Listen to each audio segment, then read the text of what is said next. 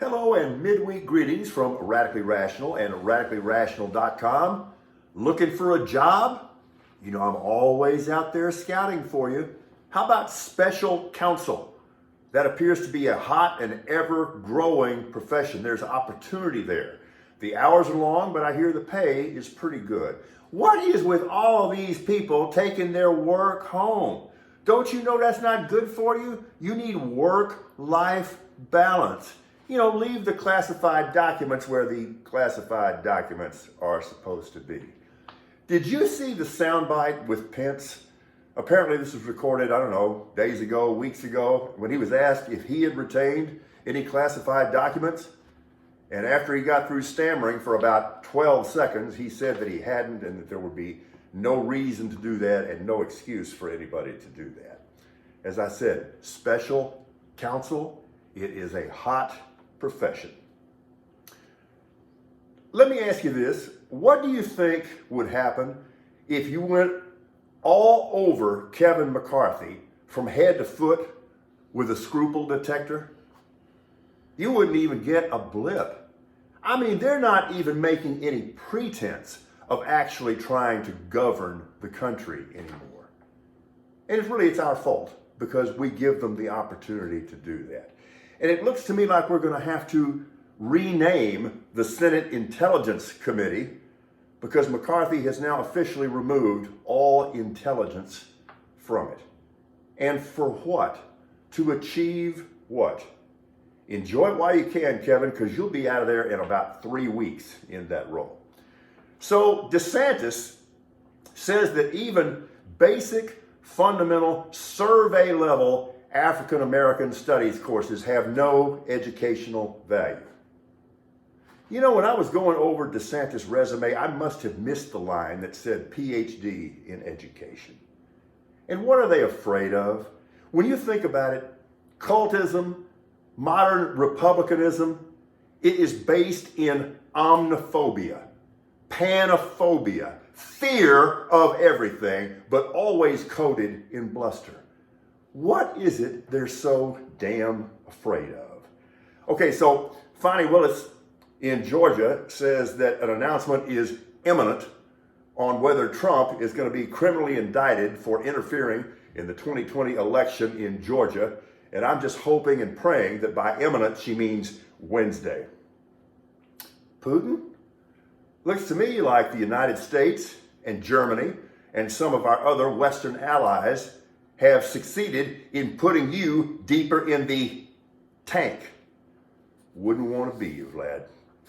Okay, it's conference championship week in the NFL, and it's that time every year where you know a team is going to have some kind of self-inflicted distraction.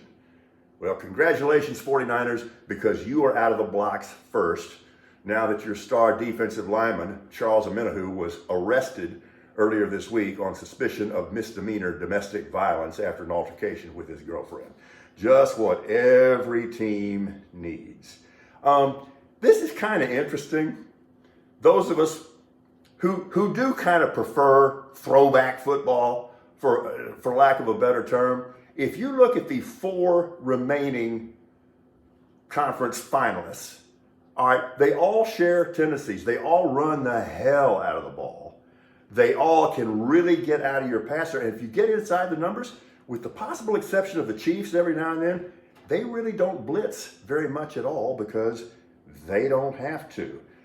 This game in the NFC between the Eagles and the Niners, it's going to look a whole lot like that game between the Niners and the Cowboys last week. Very similar with one exception. I do think that the Eagles are going to be a little bit better at putting pressure on Brock Purdy than the Cowboys were.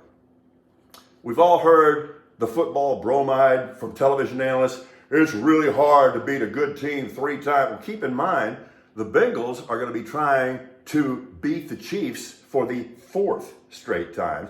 And all I can say is if Mahomes pulls this off, despite that high ankle sprain, he will be elevated from legend to mythological god.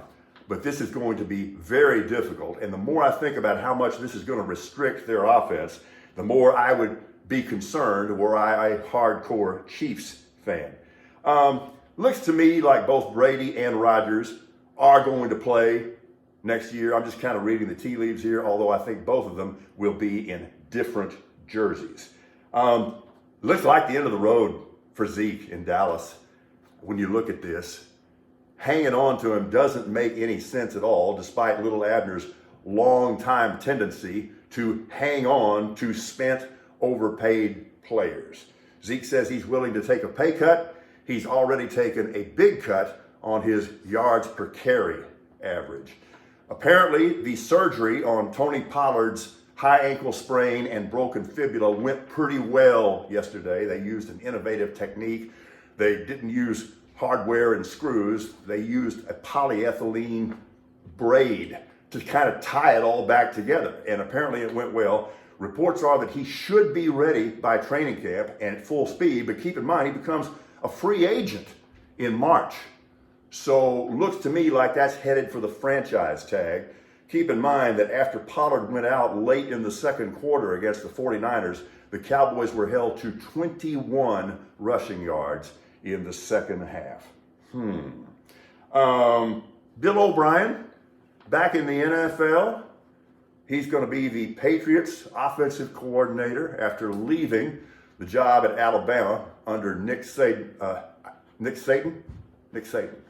And apparently Alabama fans are very, very happy about this. I will say this, Patriot fans should be happy too, because last year your offense, which was being coached by defensive coaches, looked like it was walking around in a blindfold with a cane and a German Shepherd. So that should be a good thing. I'm hoping it's a successful Wednesday for you. I want to call your attention that we do have some podcasts for you you're going to love. We're reprising the one we did with Chicago's drummer, Danny Serafin, the Rock and Roll Hall of Famer. That's amazing. Go to the website at radicallyrational.com, hit the podcast tab, and you'll see that. And also an interview we did with cosmetic surgeon Dr. Peter Grossman out of Los Angeles. Cosmetic surgery, not really that light a topic when you think about it. He's got some remarkable insights into how that is helping people's lives, and in some cases, saving their lives and restoring quality to their lives. It's what we do. We hope you enjoy it. Have a good Wednesday. We're Radically Rational.